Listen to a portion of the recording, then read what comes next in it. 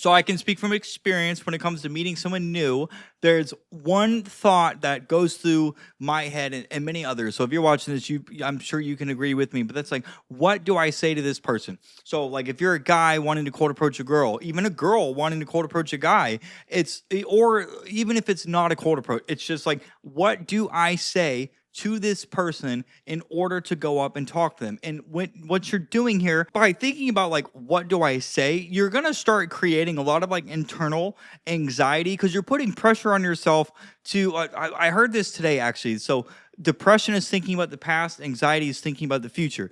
And because you haven't said anything to them yet, you don't know if they're going to like what you have to say or not. So in this video, I want to talk about kind of what to expect when you go up and talk to somebody new. And then I want to help you understand like maybe some ways that you can actually go up and talk to somebody. Because if you can eliminate that thought, it's a limiting belief is what it is, because you've conditioned yourself to believe that you have to think of something to say in order to go up and talk to somebody. That's why you're thinking about it. But I'm going to give you ways to go up and talk to somebody in this video, two very, very, very powerful ways that work for anybody, anytime, any place, anywhere, that will help you eliminate that uncertainty of what to say. So that way talking to someone new, whether you like them romantically or not, will be much easier. Because if, like I said, if it's a cold approach, like a guy to a girl, that can be barring, like that you're like, oh my God, what do I do? But even then, there might be someone you see out in public and you want to talk to because they might have something, or you might have a question for them and you might stall. Okay, so before I get into the video and talk about this, if you like what you see, guys, please give it a thumbs up. I would really appreciate that. New channel, and you would help promote it into YouTube's algorithm. All right, let's talk about what to expect when it comes to like talking to someone new, because there's really two outcomes. There's only two outcomes. And from my experience, and I talk to a lot of people, that is why I have this YouTube channel of how to develop better social skills. The first one happens more than the other one. The first one is going to be, you're going to get a positive or a neutral response. And then the second one is you're going to get a very like bland, or I wouldn't say negative, but it's not what we're looking for. And I'll explain let me talk about that first, and we'll go back over to the first one. So when I say you're going to get like I guess we'll use negative for the lack of lack of better words here. But when I say negative, it's usually if you go up and approach 10 people, there is one person that will either ignore, like they will just flat out ignore you. Like I have went up and approached girls, and all I wanted to do was just like this one girl the other day. I went up to her and I was very clearly in her sight. She knew I was there. I could tell that she looked at me and she was trying to ignore me, and I was like, okay. And I just rolled around her, and then she was like, oh, took her headphones off, and I was like, hey, I just wanted to come over here and tell you that you have a really beautiful hair color. And that's all I wanted to say. So there are people like that are very like, they're so antisocial that they don't want to talk. And either, okay, but they could be antisocial. It could be that they just don't want to talk. It could be that they don't like you. Like, you never really know. But that's 1 out of 10 people that are either going to ignore you, or when you ask them something, it's going to seem like you're bothering them, or they will give you like a very short, bland response. And that's not something you can work with. So in a situation like that, you're going to be able to tell immediately that this is somebody that does not like want to talk, because you're going to be able to tell. I can't give you like a specific scenario because every scenario in the moment is going to be different, but you will be able to tell. So if you go up and cold approach a girl and you're trying to get her attention and she's just ignoring you, after a couple seconds, just walk away. Okay, walk away. Because that's just rude. It's rude. Like, I'm just coming over here to say something and you're just ignoring me. Like, it's rude.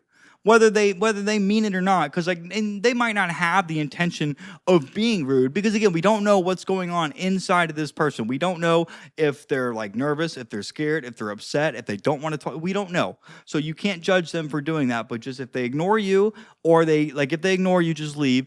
But like, if you, like, I've complimented girls before, just a random compliment. That's all I wanted to do. Just try to give good energy, and I've gotten like, thanks. Like, I've gotten responses like that. And I'm like, hey, yeah, you're welcome. Have a good day.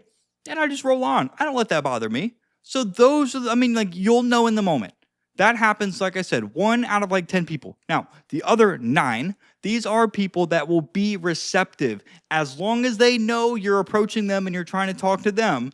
And I talk to most people in the gym, which a lot of you guys will be like, you should never do that. But I meet a lot of people in the gym. And so I'm not bothering them. Like if you go up to them and you ask them to take their headphones out, just say, hey, excuse me, they will stop what they're doing. As long as they're not in the middle of a set, they'll stop. And for the most part, if I talk to somebody or I give them a compliment or I ask them a question, they will talk back to me.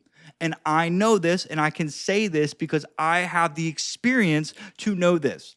Talking to somebody at the gym is not off limits. People go to the gym to socialize. I am one of them. I work from home. I'm in my house all day. I love talking to people. When I go to the gym, that's a social environment. Anywhere out in public is a place that you can meet somebody. So when you talk to somebody, when you talk to them, if you start with like a compliment, for example, you're going to get like a thank you as a generic response. It's just a natural response. And that's fine. If you get a thank you, great. Hey, what's your name, by the way? There you go. Now they're going to tell you their name, and then you can ask them something. And then you can see from their response if you should keep going or not. So when you talk to someone new, approaching them, because I know we're going to talk about like what to but I just want to give you guys the expectation of what's going to happen. Because I tell people that if you want to meet somebody, a way to open the conversation is just by giving them a compliment. That works 100% of the time. However, there are going to be times where you see somebody and you might skip the compliment and just go straight into asking them a question or like an opinion. That's the two ways we're going to talk about. So if you go up to somebody, now we're going to transition into what to say. So the first way to open a conversation is you could just say, hey, excuse me, I know this is random, but I wanted to come over here, and then just give them a compliment. They're going to say thank you, ask them for their name, and then you can transition. Hey, can I ask you a question really fast? Hey, can I ask you a question? Hey, can I ask you a really fun question? Yeah, sure, what's up?